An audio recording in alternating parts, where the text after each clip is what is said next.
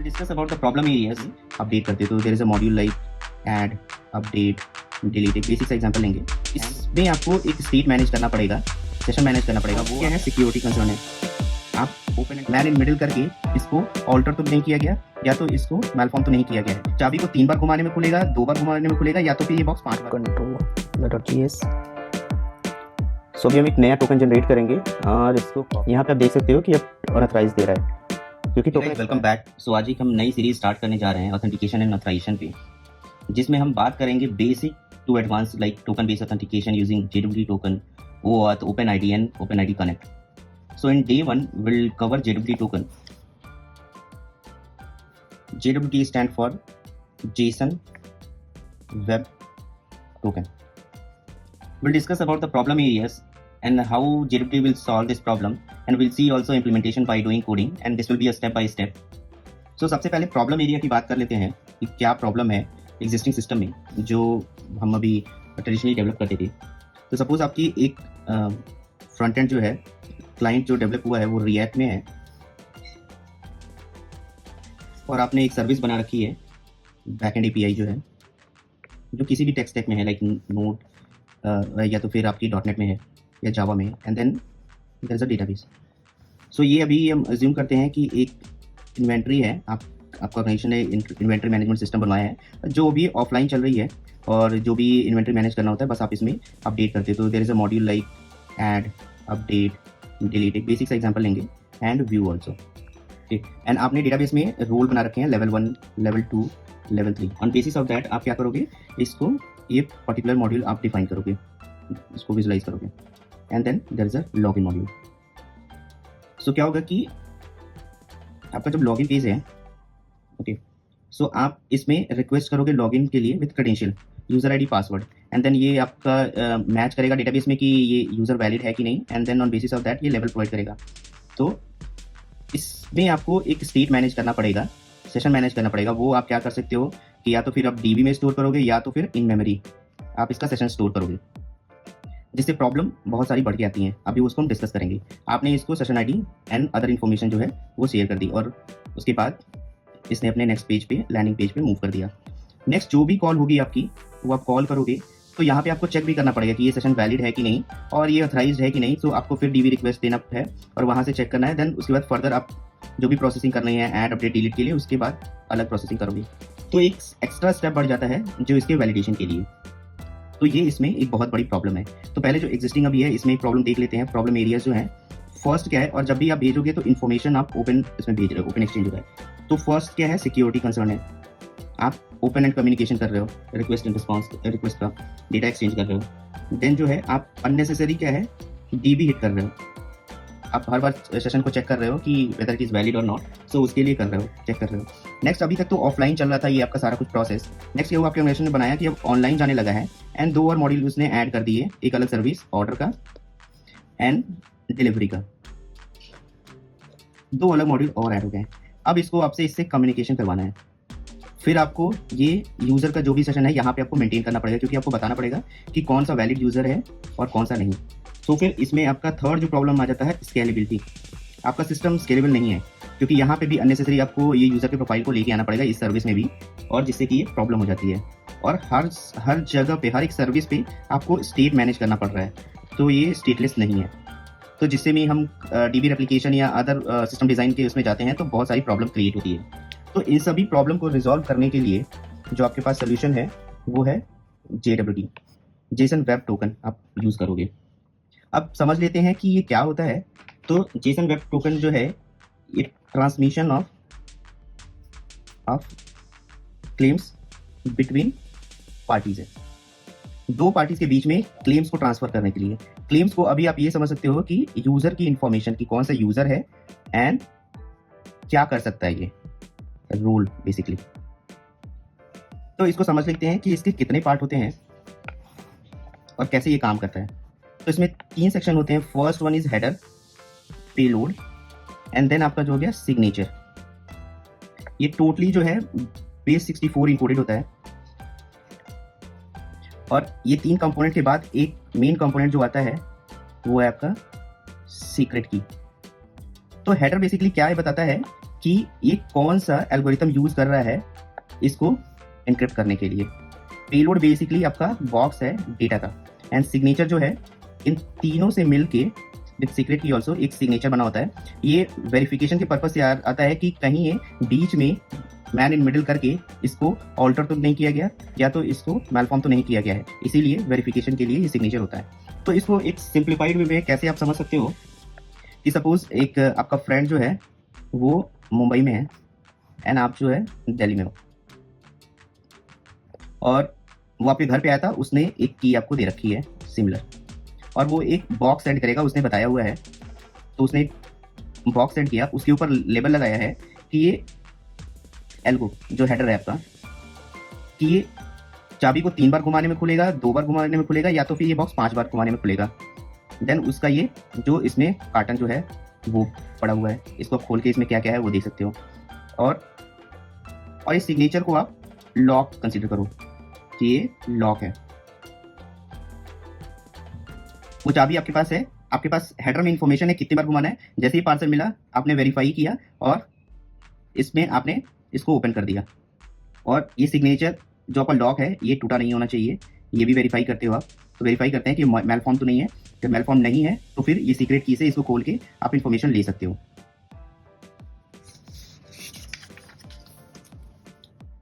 Next अब discuss कर लेते हैं इसको कैसे इंप्लीमेंट करना है। तो अभी की कंडीशन में क्या है, आपका वही सेम है, क्लाइंट एप्लीकेशन आपके पास है। आप क्या करोगे, एक अलग से ऑथेंटिकेशन एंड ऑथराइजेशन का एक सर्विस बनाओगे, ये सर्विस आपकी होगी। फिर आपका सेम ही है जैसे आपका था इन्वेंट्री का मॉड्यूल, देन आपका ऑर्डर का मॉड्यूल जो है। इसमें क्या करोगे, आप लॉगिन इंप्लीमेंट करोगे सेम, एंड वन जो है आप टोकन भी इंप्लीमेंट कर सकते हो जो कि ये रिफ्रेश टोकन के काम आता है। तो अभी के प्रोसेस में क्या होगा, आपका डेटाबेस यहीं यूजर का डेटाबेस सेंट्रलाइज रहेगा। जब भी क्लाइंट जब रिक्वेस्ट करेगा लॉगिन के लिए तो आप उसको टोकन रिटर्न करोगे। लेकिन इसके पहले एक मेन जो पॉइंट डिस्कस करना, इन सभी के पास जो है एक सीक्रेट की कॉमन जो है वो सभी के पास आप शेयर करोगे। ये सीक्रेट की सभी के पास होनी चाहिए जिससे कि आपका डेटा जो है उससे उसको डिक्रिप्ट कर सकें। तो आपने जैसे ही लॉगिन के लिए इन्फॉर्मेशन भेजी, यूजर आईडी पासवर्ड, तो जैसे ही रिक्वेस्ट गई इसने डेटाबेस से वेरीफाई किया this is a valid user और नॉट, और इसमें जो लेवल डिफाइन किए हुए हैं उसके बेसिस पे इसने लेवल को निकाला और एक अपना टोकन बनाया वही 3 में कि कौन सा एल्गो यूज कर रहे हैं, पेलोड बनाया कि यूजर की सारी इन्फॉर्मेशन रहेगी इसमें कि यूजर आईडी क्या है ये यूजर, एंड देन उसके बाद उसको सिग्नेचर डाला, तीनों को कंबाइन करके क्रिएट किया और ट्रांसफर कर दिया। आपके पास अभी टोकन आ गया है। अब आप फर्दर कोई भी एपीआई कॉल कर रहे हो तो ये आप हेडर में टोकन सेंड करोगे उसको एज अ बेयरर टोकन। और यहाँ पे क्या होगा, जैसे ही रिसीव होगा तो फर्स्ट मिडलवेयर में आप उसका मिडलवेयर क्रिएट करोगे। आपको यहाँ पे डेटाबेस से कोई इंटरेक्शन किया, मिडलवेयर में वेरीफाई करोगे ये टोकन वैलिड है कि नहीं। टोकन वैलिड है सो फिर आप उसका क्या करोगे, क्लेम रिटेन करोगे कि इसका यूजर की इन्फॉर्मेशन निकालनी है। अब यूजर की इन्फॉर्मेशन निकल गई आपके पास, आपको पता चल गया कौन यूजर है और उसके क्या क्या रोल है। ऑन बेसिस ऑफ दैट अब इस इन्वेंटरी में जो भी सर्व करना है आप उसको रिस्पॉन्ड बैक करोगे। सेम ये इसके साथ भी होगा, आप उसको इन्फॉर्मेशन दोगे और ये सेंड बैक करेगा। देन क्या होता है कि इसको हम यहाँ पे पेलोड में डिफाइन करते हैं कि ये टोकन कितने टाइम के लिए वैलिड है, एक्सपायर इन। सो आप डिफरेंट डाल सकते हो कि 5 मिनट के लिए, 1 घंटे के लिए या कितने टाइम के लिए है, तो ये उसके बाद ये एक्सपायर हो जाएगा। तो बिफोर एक्सपायरेशन क्या करते हैं हम, फिर से जो हमारी टोकन एपीआई है इसको भेज के हम एक नया टोकन लेते हैं, इसको कहते हैं रिफ्रेश टोकन। तो इससे क्या क्या ये प्रॉब्लम सॉल्व करता है, फर्स्ट वन है ये अब स्टेटलेस हो गया है, ठीक है, ये आपका जो है स्केलेबल है और ये सिक्योर है। अभी भी इसमें डेटा का आपका यूजर आईडी पासवर्ड का एक्सचेंज हो रहा है जो कि एक गुड वे नहीं है। इसी को हम अगले सीरीज में जो थोड़े एडवांस में जाएंगे और डिस्कस करेंगे, हमें पासवर्ड शेयर ना करना पड़े और विद इन द सर्विसेज क्या है हम टोकन को यूज करके उसको ऑथराइज कर सकें। सब मूव करते हैं कोडिंग पार्ट पे। सो अभी हम विजुअल स्टूडियो में आ चुके हैं और मैंने एक फोल्डर बनाया है JT auth के नाम से, और अभी हम पैकेज.json को क्रिएट करेंगे। सो उसके लिए लिखेंगे npm init y। सो ये हमारा पैकेज.json क्रिएट हो गया है। मैंने एक डिटेल में ब्लॉग लिखा हुआ है, इसको आप गो थ्रू हो सकते हो, जिसमें स्टेप बाय स्टेप प्रोसेस लिखा हुआ है कि कैसे आप Node.js में इम्प्लीमेंट करोगे JT ऑथेंटिकेशन एंड ऑथराइजेशन को, और इसको आप देख सकते हो। और हम देखेंगे कितने ईजिली हम इसको इम्प्लीमेंट कर रहे हैं। आप वीडियो को भी सेव कर सकते हो जिससे कि जब आपको रिक्वायर्ड हो तो आप इसको यूज़ कर सको। सो अभी जो है रिक्वायर्ड पैकेज हम देखेंगे यहाँ पे कौन कौन से हैं और उसको इंस्टॉल करेंगे। तो एक्सप्रेस, जेसन वेब टोकन और .NET ENV। अभी हम डेटाबेस का यूज़ नहीं करेंगे तो इसलिए मोंगोज को मैं स्किप करूँगा। सो पैकेज को हम इंस्टॉल कर लेते हैं।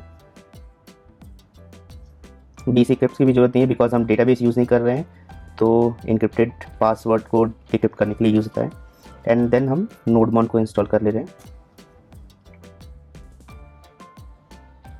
ये हमारे अभी पैकेज इंस्टॉल हो गए।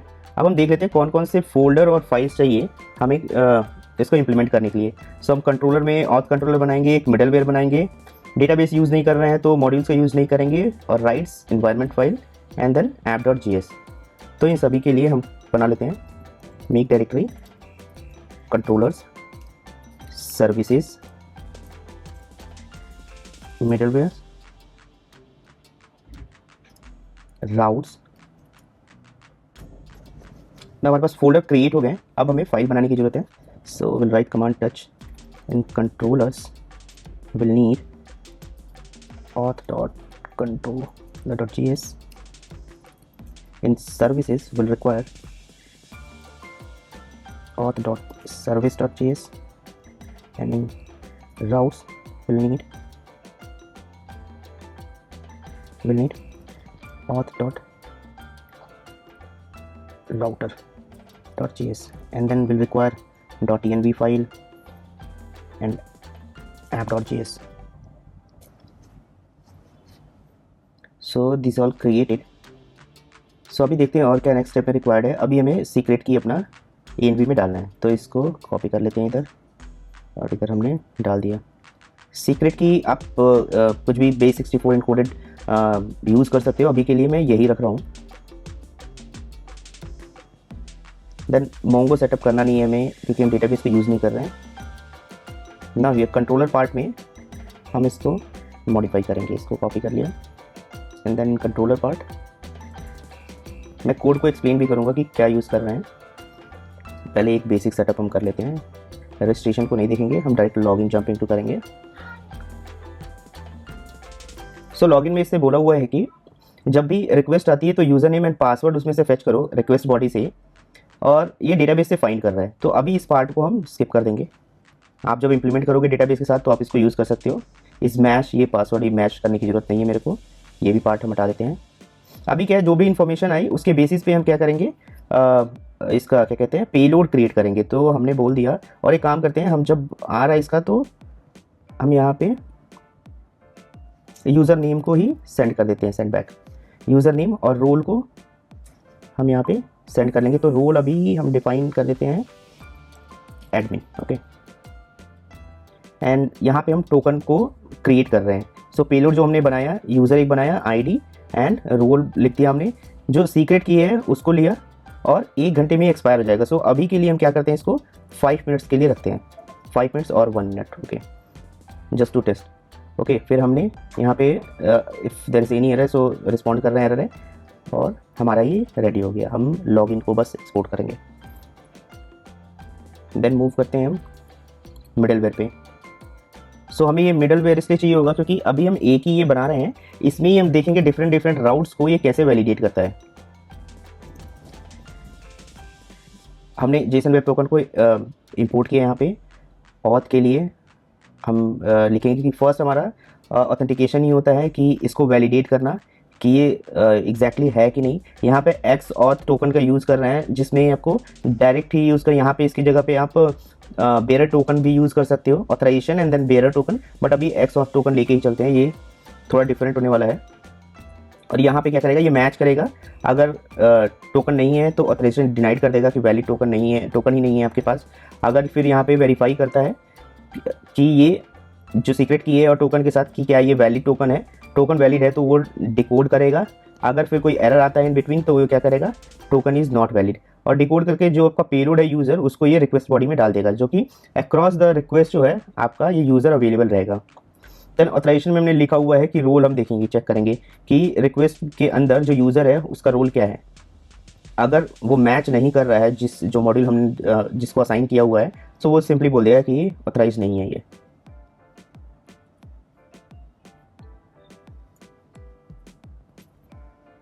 अभी हम राउट्स क्रिएट कर लेते हैं। तो राउट्स के अंदर ऑथ राउटर, एक्सप्रेस हमने ले लिया, राउटर ले लिया, लॉगिन मॉड्यूल ले लिया। इसमें रजिस्ट्रेशन का पार्ट हम हटा देते हैं बिकॉज हम लोग रजिस्ट्रेशन नहीं यूज़ कर रहे हैं। और यहाँ पे हमने नेमिंग कन्वेंशन थोड़ा चेंज किया है तो उसको चेंज कर देते हैं। दोनों तरीके से लिख सकते हो, मिडलवेयर ऑथ डॉट मिडलवेयर। सो रजिस्टर को हटा दे रहे हैं, लॉगिन रहेगा। और एक हमने बना रखी है कि एग्जांपल ऑफ प्रोटेक्टिंग राउट्स, जो प्रोटेक्टेड रिसोर्स हैं उसके लिए, कि जब हम ऑथेंटिकेट करेंगे और इसको एडमिन को कॉल करेंगे तो वहाँ पे देखना चाहिए कि ऑथराइज्ड ये टाइप अगर एडमिन है तभी इस कंटेंट को दे, अदरवाइज़ वो फॉरबिडन करके आपको रिटर्न कर दें। तो इसको भी हम देखेंगे। देन आप क्या करोगे, एक्सप्रेस आपका JS को सेटअप करोगे, app.js को। यहाँ पे हमने डाला एक्सप्रेस, DB को हटा देते हैं, डेटाबेस का नहीं है हमारे पास इंस्ट्रक्शन अभी। राउट्स में ऑथ डॉट राउटर हमने लिया हुआ है, डॉट इन भी इन्वायरमेंट से ले रहे हैं। कनेक्ट DB को हमने हटा दिया। मिडलवेयर हम यूज़ कर रहे हैं एक्सप्रेस जेसन बॉडी को पास करने के लिए। एंड API राउट जो है API ऑथ करके जाएगा और आपका जो ऑथ राउट हमने बनाया हुआ है यहाँ पे इंपोर्ट किया हुआ है उसको ले लेंगे। एंड देन स्टार्ट सर्वर करेंगे 5000 पे। ओके, यहाँ पे ENB से ले रहा है, अदरवाइज़ ये 5000 लेगा। एंड देन हम अपना स्टार्ट कर देंगे। सो यहाँ पे मैंने दिया भी है कि कैसे एक्सेस करना है। एक्स और टोकन हेडर में होना चाहिए without bearer token. So direct अभी हम देखेंगे कैसे हम लिख सकते हैं। तो ये हमारा कोड रेडी हो चुका है। सो अभी नोडमॉन को सेटअप कर लेते हैं जिससे कि ऑटोमेटिक सर्वर स्टार्ट होगा। सो यहाँ पे हम लिखेंगे dev and then nodemon and then app.js। हमारा नोडमॉन सेटअप हो चुका है यहाँ पे। सो हम लिखेंगे सिंपली npm रन डेव। यहाँ पे कुछ एरर आ रही है, इसको हम देख लेते हैं।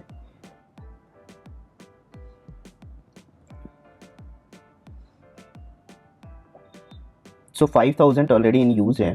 सो हम क्या करेंगे, इसको चेंज करेंगे, 5001 कर देंगे। अभी हम क्या करते हैं, सेव करेंगे। सो ये ऑटोमेटिक बिल्ड होके server is on running on this port, ये आपको दिखाने रहेगा। सब इसको एक बार ट्राई करते हैं। So Thunder Client similar to Postman है, बट पोस्टमैन के लिए आपको अलग से विंडो यूज़ करना पड़ता है। बट ये पैकेज आप डालोगे thunder client, so visual code में ही ये चलने लगता है। सो अभी करेंगे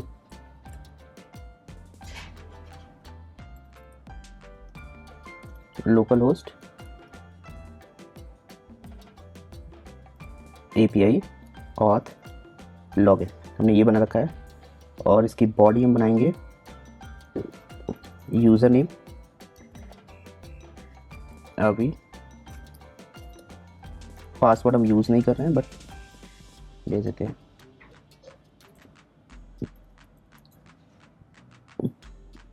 आप सेंड करोगे सो आपको एक टोकन मिल जाएगा। ये टोकन अभी 1 मिनट के लिए वैलिड रहेगा, हमने 1 मिनट डाल रखा है।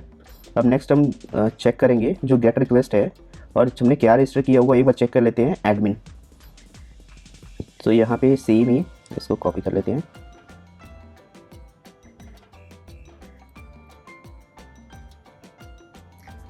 एडमिन हेडर में हमें क्या डालना था, वहाँ पे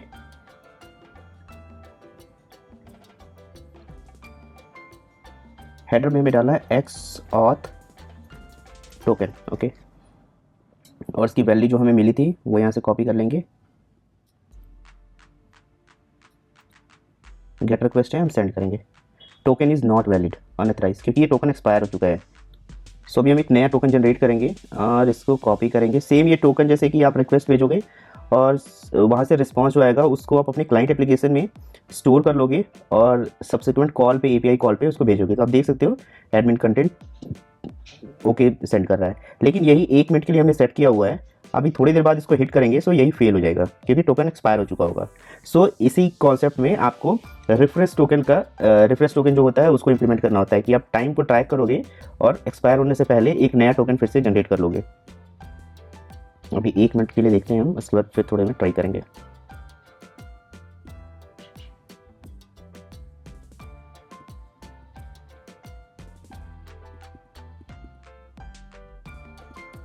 यहाँ पे आप देख सकते हो कि अब अनऑथराइज दे रहा है क्योंकि टोकन एक्सपायर हो चुका है।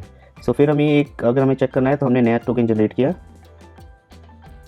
हम इसको कॉपी करेंगे, इधर पेस्ट करेंगे और सेंड करेंगे। अब ये ओके दे रहा है। यहाँ पे हमने एक्सऑथ टोकन का यूज़ किया है। यहाँ पे आप ऑथराइजेशन और बियरर टोकन का इम्प्लीमेंट कर सकते हो, बहुत इजी है। यहाँ पे ऑथराइजेशन आपने लिख लिया, तो उसके बाद जो हमने मिडलवेयर बनाया था, यहाँ पे जो यहाँ पे एक्सऑथ चेक कर रहे हैं वहाँ पे आप ऑथराइजेशन चेक करोगे और उसके बाद वो उस तरीके से काम करने लगेगा। और आपको बियरर टोकन को भी इसमें स्प्लिट करके लेना होगा।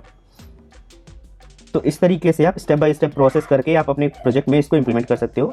ये बेसिक लेवल पे बहुत ही अच्छा है, बट इसके डिसएडवांटेज है कि आपको यूज़र आईडी और पासवर्ड सेंड करना पड़ता है, जो कि एक गुड वे नहीं है। सो इसको ही अवॉइड करने के लिए OAuth open ID and open ID connect implement हुए हैं।